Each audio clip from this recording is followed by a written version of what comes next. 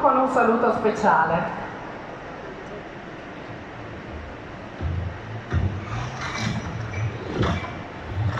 Buongiorno Presidente, spero la sua giornata stia procedendo bene. Volevo augurare a lei, al suo team e a tutti gli ospiti una splendida giornata. Innanzitutto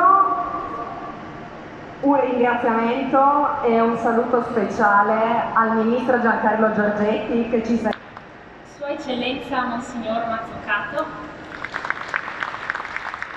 L'ambasciatore della Repubblica di Croazia,